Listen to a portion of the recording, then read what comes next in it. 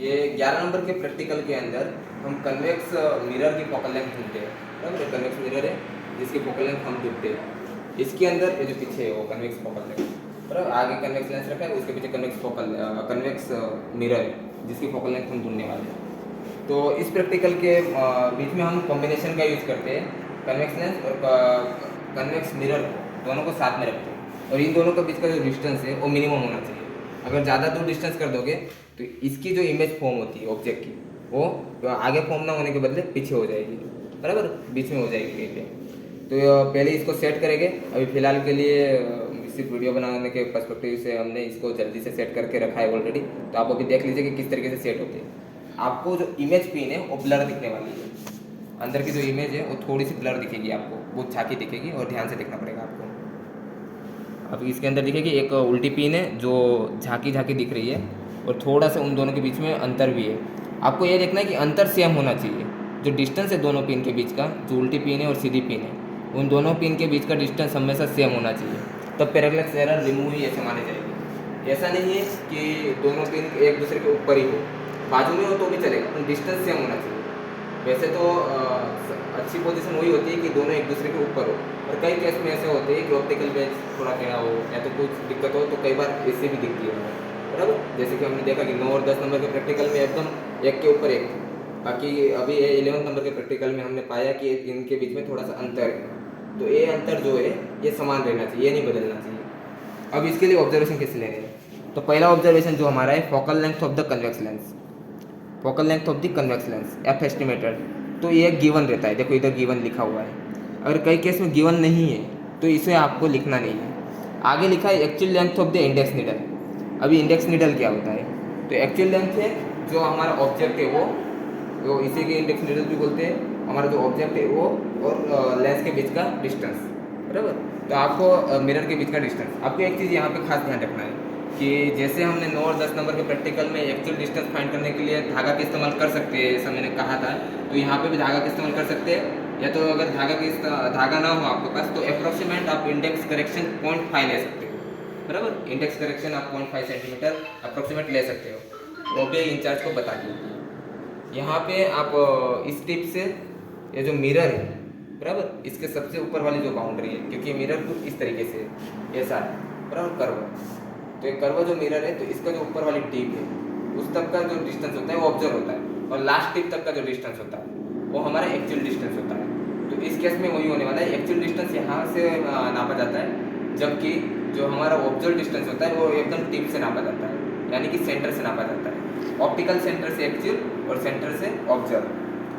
तो यहाँ पे actual length of the index needle में हम लिख देंगे जितना भी इन दोनों के बीच का डिस्टेंस है, मिरर का और लेंस ऑब्जेक्ट पिन अपराइट का, उसका बीच का डिस्टेंस हम यहाँ पे लिख देंगे।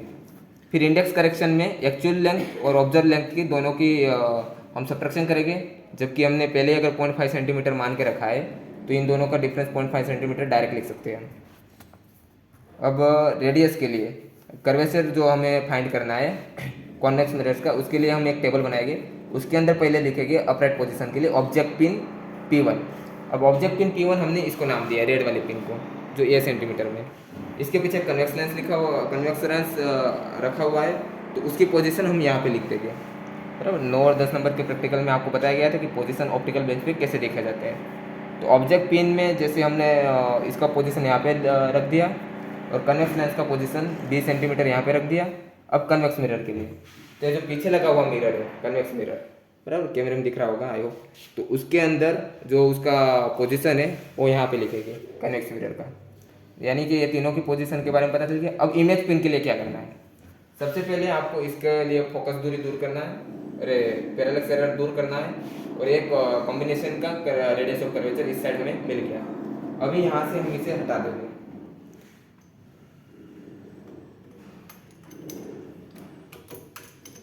ये जो हमारा कन्वेक्स मिरर है इसको हटा देंगे हम यहाँ से। इसे हटाने के बाद यहाँ पे हम इमेज पिन रखेंगे।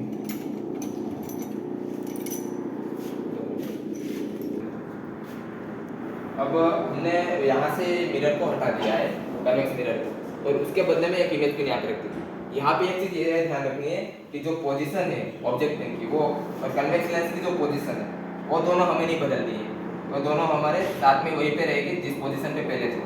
बाद में इमेज को यहाँ से सेट करेंगे। अभी मैंने इसको सेट कर रखी है, आप देख सकते हैं यहाँ से।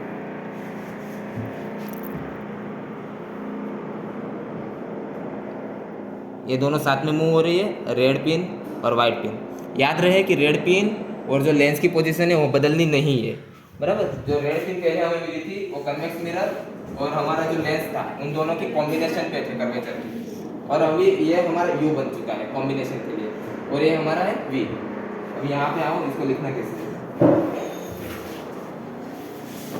यहाँ पे देखो कि ऑब्जेक्ट पिन में हमने पहले ही लिख दिया था ऑब्जेक्ट पिन का पोजीशन, कन्वेक्स लेंस का भी लिख दिया था और कन्वेक्स मिरर का भी लिख दिया था। फिर कन्वेक्स मिरर हटाने के बाद में इमेज पिन का जो पोजीशन है, जो अभी नया पोजीशन हमारा आया है, वो यहाँ पे लिखेंगे इमेज पिन के लिए। इमेज पिन के लिए जो पोजीशन आया, इस पिन के लिए जो पोजीशन आया है वो यहाँ पे लिखेंगे डी में। फिर ऑब्जर्व में R prime is equal to C minus D, C यानी कि कन्वेक्स मिरर के लिए और इमेज पिन, इन दोनों का डिफरेंस करेंगे। फिर बाद में करेक्टेड इंडेक्स करेक्शन जो है वो ऐड कर देंगे इसके अंदर, आर प्राइम के अंदर, और वो लिख देंगे, और उसके ऊपर से उसका आधा करेंगे तो फोकल लेंथ मिल जाएगा। क्योंकि यहाँ पे इक्वेशन नहीं लिखा है तो कई बच्चों का ऐसा कहना रहता है कि इसमें से कैसे आया है। तो याद रखना है कि जो रेडियस हमें मिली है उसका आधा ही हमारा फोकल लेंथ बन जाता है, बराबर। तो यहाँ पे रेडियस ऑफ कर्वेचर जो हमें मिली है उसका आधा कर देंगे, फोकल लेंथ मिल जाएगा।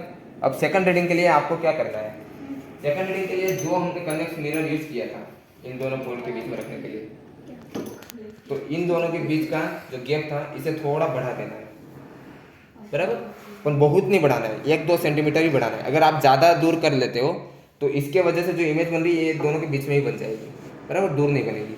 इसलिए आपको याद रखना है कि इसकी जो डिस्टेंस है वो बहुत ही ज़्यादा ना हो, अप्रोक्स 4 से 5 सेंटीमीटर तक रख सकते हो आप। शुरुआत में हमने सटा के रखा था पहले रीडिंग के लिए, दूसरे रीडिंग के लिए इसको थोड़ा दूर कर दो, फिर से इसको सेट करो, रेड पिन को, मिरर को हटा दो और इमेज लाओ फिर से और रीडिंग लिख दो, बराबर।